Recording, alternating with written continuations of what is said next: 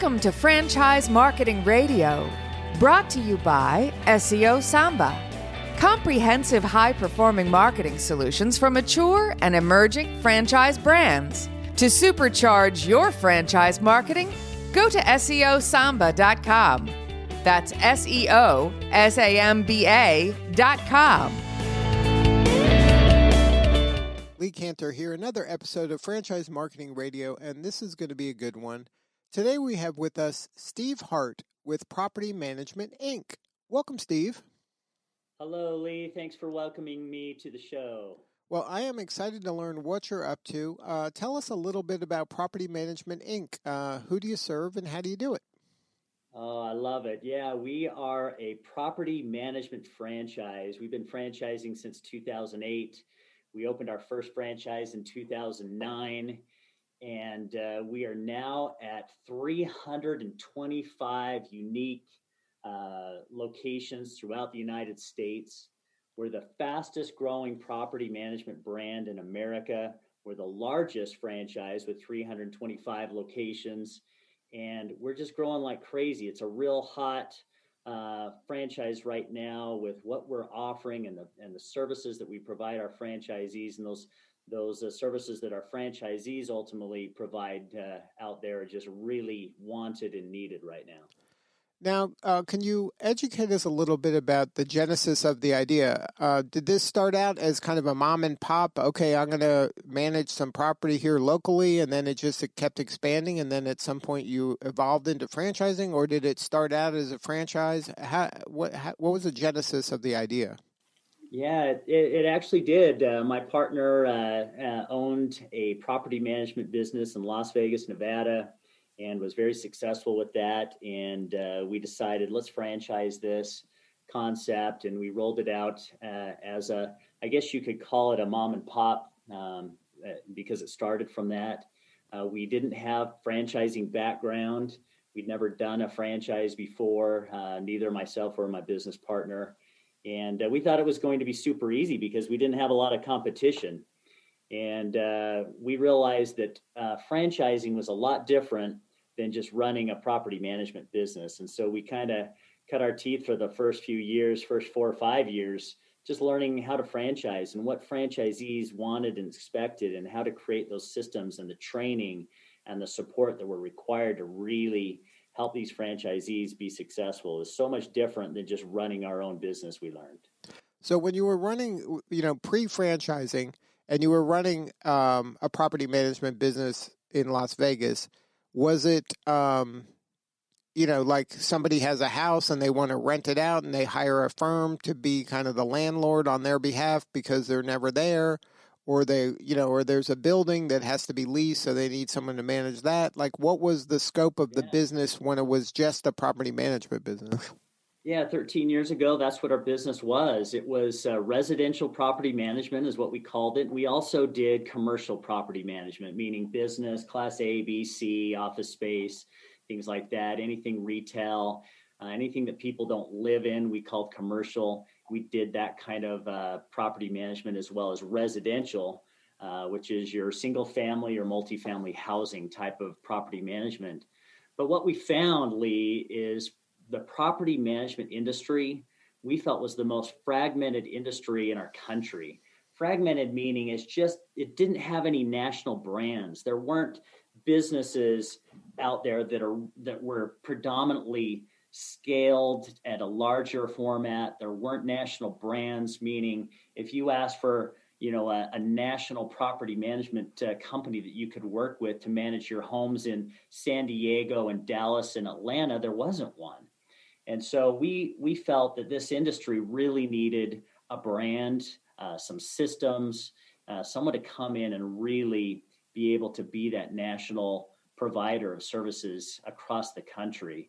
And when I say it was fragmented, it's mainly because our industry is predominantly run by small 1- and 2-man shows. We call them mom and pops, and that's how our industry really was looked at. Is there's so many of these property managers or people that stumbled into property management and just kind of were managing a few properties here and there, 10, 20 doors, 50 doors.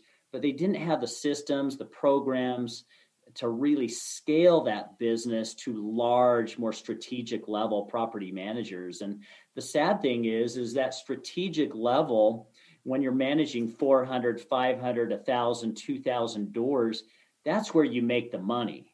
And so these small mom and pops just couldn't scale their businesses. They didn't have the resources to scale them.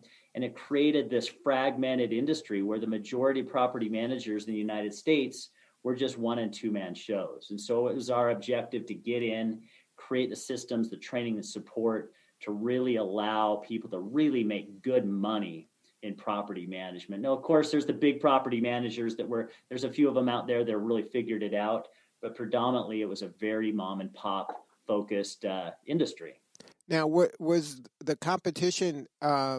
Non-franchises? They were just organizations that just put boots on the ground in multiple locations and were the property management for, kind of doing a similar thing, but not doing it through franchising? Yes, predominantly that was the case. There was, when we started in 2008, there was one other property management franchisor out there and a couple that were just starting to roll the concept out. Now there's a handful of residential property management franchises out there. There's about 20 short-term rental franchises out there, and I'll talk a little bit about that later. But now there are several that have thrown their hat in the ring. Now, from the consumer standpoint, if you are going with a mom and pop, I would think the risk to that is, like you said, they don't have systems, they don't have kind of the best practices maybe that a brand like yours can have and accumulate over time of doing this in multiple markets, lots and lots of time. Yeah. When I think of mom and pops, I think of the show that I grew up with called Freya's Company, and there was this landlord called Mr. Roper. Lee, I don't know if you remember that character, but back then, property management and landlords, all they did is really collected rent. Maybe they put a tenant into a property and they collected rent every month. And it usually was you knocking on the door and asking for the rent. I can tell you property management in 2021 is nothing like that. We've got this onslaught. I call it a tsunami of technology that's flooded into the real estate industry, and property management is one of those. I mean, we have the ability to do things electronically and through all these programs and processes that were never available to property managers even just 10 years ago, Lee. And so these mom and pops that aren't staying current on technology, that aren't open with their ideas and concepts and involving their businesses and keeping up, they're not offering the services that and the programs and the revenue streams that ultimately they really could be offering. And so what these mom and pops are learning is they're just, if they're not evolving, they're being just pretty much extinct. They're being pushed out by the property managers that are really running these new technologies. Now, from the franchisee standpoint, is this somebody that has to have been in this kind of industry, or can you have come from, like an executive that's retired and is looking for a second act?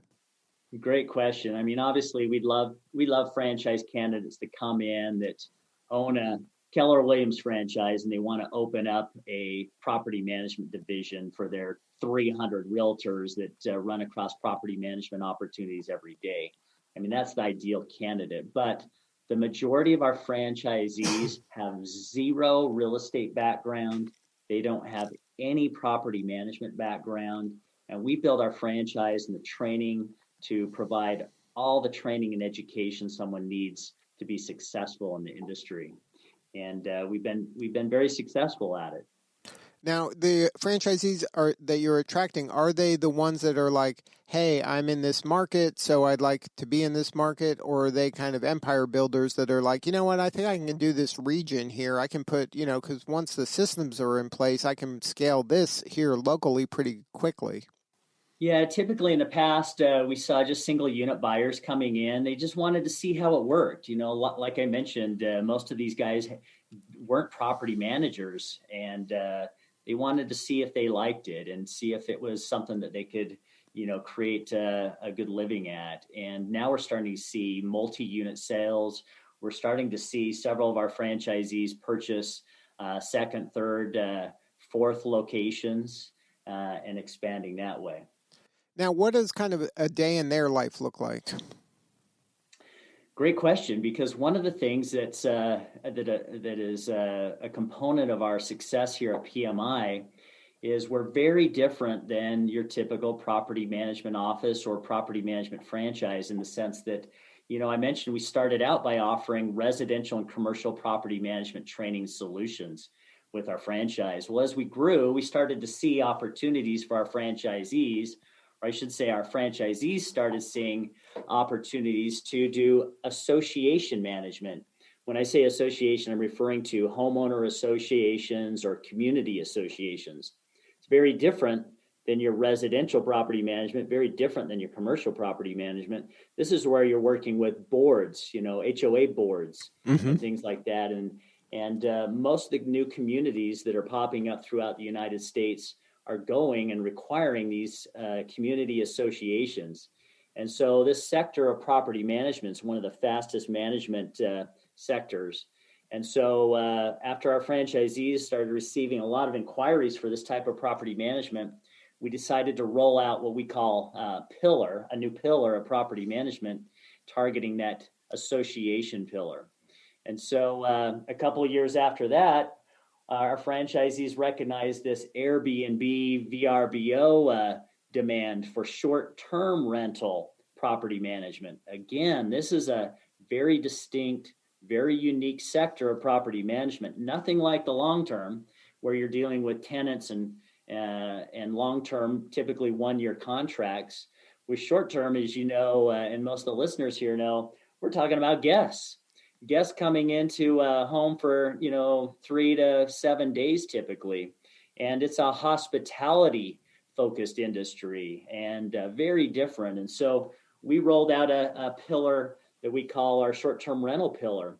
And so now PMI prides our offering with the 4 pillars. We termed it the 4 pillars of property management, where a new franchisee or an existing franchisee can choose. Typically they start with just one. They become proficient and really a specialist in one pillar at a time, but they have that ability to add on, we call it bolting on these pillars as their business grows. And if they want to target these multi-sectors of the industry. And this 4-pillar approach that we've had in this offering has really been what separated us from anyone else in the market. You can imagine a franchisee wanting to start with residential property management. It's really attracted to them to have the ability down the line to bolt on commercial property management or maybe association. And so this 4-pronged approach has really separated us from the competition and really been a key component to our growth. Now, is that first point of entry typically the residential? I guess that's something they can get their hands around. It seems manageable. Yeah, it used to be, Lee. We used to do, probably 80% of our new franchisees would come in just for the residential pillar. Now we're starting to see that change quite a bit. A lot of people are coming in just to start with short-term rental. And let me throw out there, the short-term rental management demand doesn't have to be in a resort community. A lot of people, when they think short-term rental, they're thinking, oh, I got to be or operate that kind of business on a beachfront or a ski town. Right. But we're seeing the demand for these short-term rentals right there in most metro areas. Most cities and metro areas have this demand for short-term rental. And so there's a huge audience that wants the training. There's, again, that short-term rental industry, the people wanting to be managers in there, there's just limited resources for them to be able to access training and learn how to do it and do it right.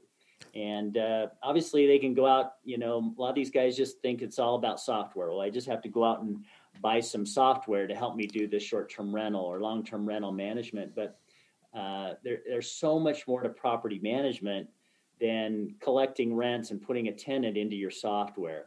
It's all about these revenue streams. And it's the revenue streams in property management that helps make a property manager successful. You've got to have the systems in place to run it smoothly, but then you got to be able to have the revenue streams to make the money. A typical mom and pop property manager, Lee, only averages about 3 to 5 revenue streams. That means they're collecting a management fee possibly, and maybe they're charging for a leasing commission, but they're usually only tapping into a couple revenue streams, whereas a PMI franchisee is accessing close to 50 different revenue streams. And these aren't just tick-tacky fees that our franchisees charge owners or tenants. A lot of these are programs. Like we'll help a tenant, for example, improve their credit. And we'll offer that tenant that has bad credit a credit enhancement program is what we call it, where we're reporting that their rent is on time to all 3 credit bureaus. And while they're a renter, their credit is improving, ultimately getting to the point where they can possibly buy a home instead of just renting. And so a credit enhancement program is one revenue stream that we educate our franchisees on and provide those programs to that helps them make they can charge that tenant for that program if that tenant opts in. Now, there's programs for owners and tenants and to maintain the asset of the property. And these are the kind of things that separate successful and profitable property managers from all these mom and pops. And it sounds like you're spending a lot of time trying to help your franchisees make more money and keep their clients longer and longer, and then be very creative in terms of how you're going about kind of wringing out the most value you can possibly give to all of the constituents. You just nailed it. That's exactly what we strive to do with our franchisees. Now, let's look at it through the lens of the ultimate consumer. So your franchisee's in a local market, and then somebody, they have a house and they're like, hey, I notice, I'm going to move or I'm going to retire. I don't want to sell my house, but maybe I can be, using it as a short-term rental. I don't want to deal with this. I'm going to be somewhere else. Can I just hire your firm and then now it becomes your problem? Yeah, that's what we do. We're professional property managers, and we help our franchisees establish a presence in their territory. We have set territories. They're typically based on a county or counties. We don't chop up cities by zip code and give our franchisees a little tiny limited geographic territory. We'll give them a very large, an entire city, for example, but these are non-exclusive territories. So we'll put a handful or so franchisees within that city and say, hey, everyone can go out there and work throughout the city, whether it's Dallas or Atlanta or Miami. And so we don't pigeonhole our franchisees. We don't limit their growth based on a small little, limited territory. We really provide large territories with multiple pillar option or expansion options to really give our franchisees the ability to grow their business as big as they want to. And part of that is what you alluded to. We've got to have the marketing in place for these franchisees to be able to, first of all, be found by these investment property owners. And so we help create a really sound marketing program and a digital marketing program. So all things web-based, SEO-based are all done for them by a professional company to help them get found. So these investment property managers or owners, they go to Google and type in property manager San Diego, because that's how a lot of these people are finding their property managers. We'll help our franchisees get found and get those inquiries. And then, so they're spending their day kind of building relationships in the local market with these kind of key points of leverage. Is that their kind of main job? And then they're subcontracting out all of the actual work of, flipping the house, making it ready for the next person, and doing the maintenance if somebody calls and says, hey, the roof is leaking. Yeah, a new franchisee spends the majority of their time doing prospecting and business building type activities because they typically don't have a portfolio of properties yet to manage. And so a new franchisee will really be focused on business building activities and marketing. Once that portfolio starts to grow, you get 100, 200, 500 doors under management. You would imagine a lot of your time then is turned into the management activities. And we help our franchisees know and access when their business is at a certain level, when and who they should hire next, and we help them with those hires, and then we train those employees or those add-on staff members that they bring on.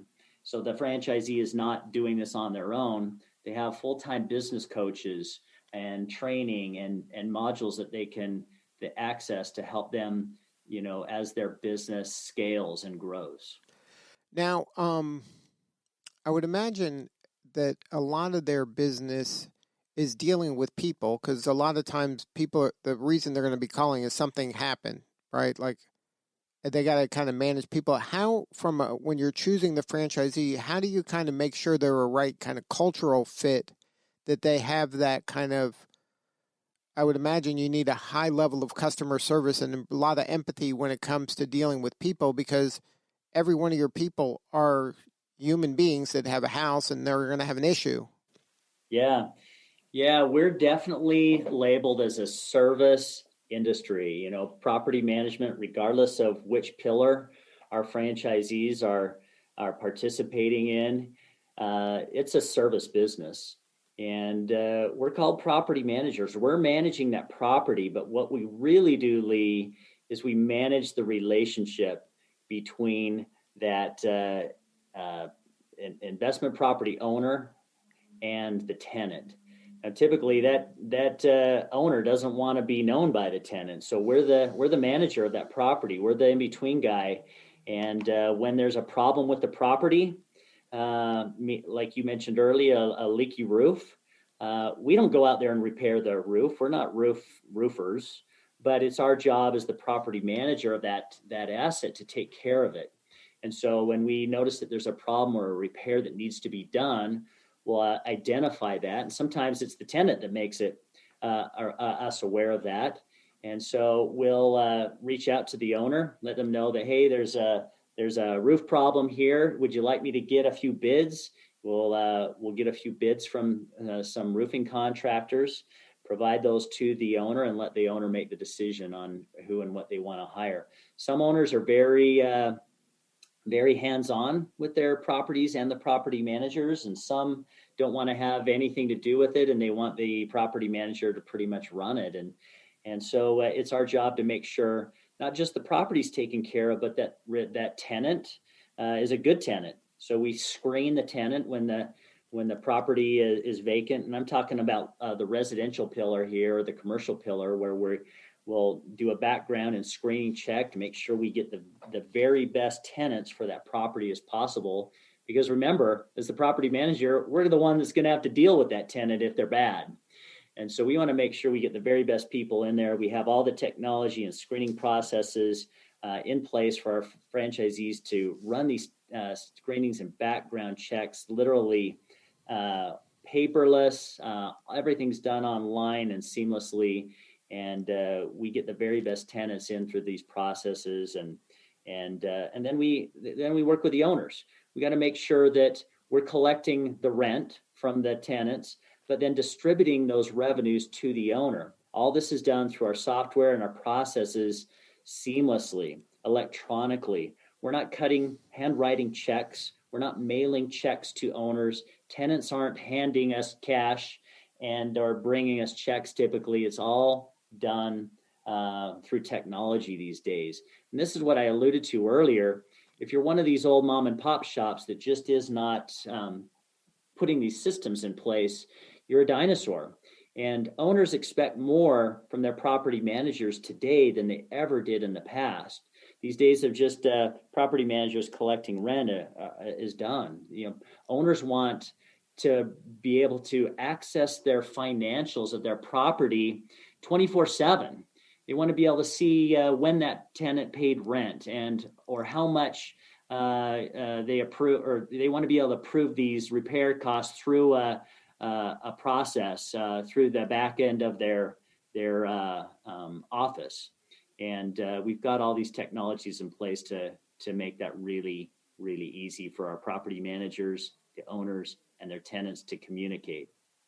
So now you mentioned the four pillars. When a typical franchisee who is taking advantage of all four of their pillars, like what is their typical kind of ratio of each of those four pillars where the revenue is coming in? Yeah, keep in mind these pillars again are four distinct businesses. There are property management franchises that only offer short-term rental franchising. It's that big of a pillar. So we don't have too many franchisees that are operating in all four pillars. There's probably out of the 320 franchises that we have, there might be 5 to 10 that are operating in all four pillars. And they're a pretty large operation to be running four different businesses through their PMI franchise. I say different, but they're very similar in some ways, very different in others. But yeah, also because the short-term rental pillar and the association pillar are less than 5 or 6 years old in our franchise, those two pillars aren't as big in participation as our residential and commercial pillars, mainly because we started with those, the residential and commercial. We just got a lot more franchisees in there. The residential pillar also seems to be a little bit more popular, mainly just because 1/3 of our country, I'll say it again, 1/3 of Americans rent their housing or live in rented housing. And so it's just such a huge piece of pie, and there's so much low-hanging fruit in that residential pillar that it's an easy pillar for people to start in. And then when you're saying residential, that could be a home, an actual home, but it could also be a townhouse or a condo too, or is it primarily like a home with a yard and things like that? Yes and yes. There's all types of residential housing rentals going on. There's townhomes that people rent. There's single family homes. There's big luxury, multi-million-dollar rentals happening out there, like in the Hamptons, and there are multi-family communities with 200 doors that are renting that need property management. So we classify all those in as the residential pillar. And are you expanding just pretty much blanketing the United States, or are there certain regions that you're putting more emphasis on, as this pandemic wanes? Property management during the pandemic was labeled an essential business, Lee, and we saw very little change in our revenues. Our franchisees didn't really see much of a dropout.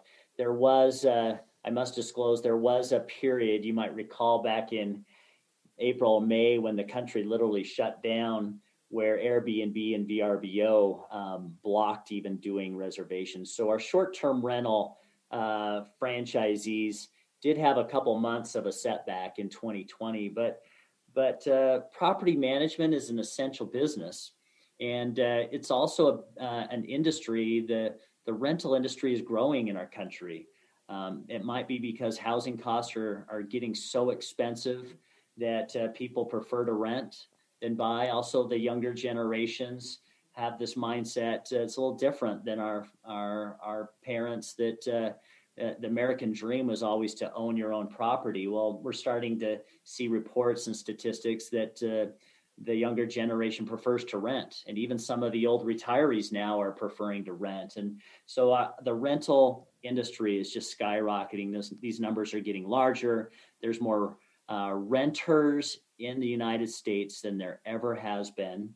There's more rental properties in the United States than there ever has been. So it's a growing industry. And let me say this, there is a big need for good property management. If you talk to anyone, any owner that's ever owned an investment property, they will talk to you for days about just what poor service or poor experience they've had in working with property managers that just didn't provide a very good service. This is that fragmented industry that I started with in this discussion. There is a need for well-trained property managers that have really sound systems and programs to make property management more manageable.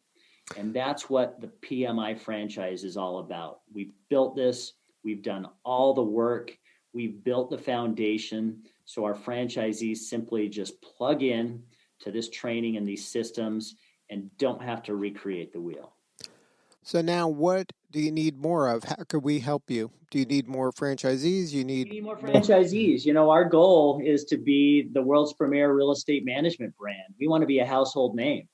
And even with 320 franchises, PMI still isn't even known. And we've got a lot of work to do. We want to put PMI franchisees in every town, every city throughout the United States. And so we have very few sold out locations. Some of the ski towns where have been sold out, but that we have very few sold out locations, meaning you can pretty much pick up a PMI franchise in almost any town across the United States right now. And our franchise fee runs about $50,000. And on top of that, we want our franchisees to have enough revenue to really do the marketing and things like that. So we recommend another $50,000 on top of that to really do the business right. Again, 4 different pillars for our startup franchisees to choose from. No experience required. There is, depending on which pillar you choose, there are some licensing requirements. If you choose the residential pillar or the commercial pillar, most states in the United States require a property manager to have a real estate license. So some of our new franchisees, in addition to the training that we offer, we'll help them plug into their state real estate licensing courses and help them do that, as well as help them find a broker in charge to hang their license under. And if somebody wanted to learn more, have a more substantive conversation with you or somebody on your team, what is the website? It's www.propertymanagementinc.com. You can also go to propertymanagementinc.com/franchise. Good stuff. Well, Steve, congratulations on all the success. You're doing important work, and we appreciate you. Well, thanks, Lee, for the opportunity to speak with you and your audience today. It's been a pleasure, and we'd be happy to get more information to any of your listeners, and would love another invite to join you again someday. You got it. Well, thank you again for sharing your story. Thanks, Lee. All right, this is Lee Cantor. We'll see you all next time on Franchise Marketing Radio.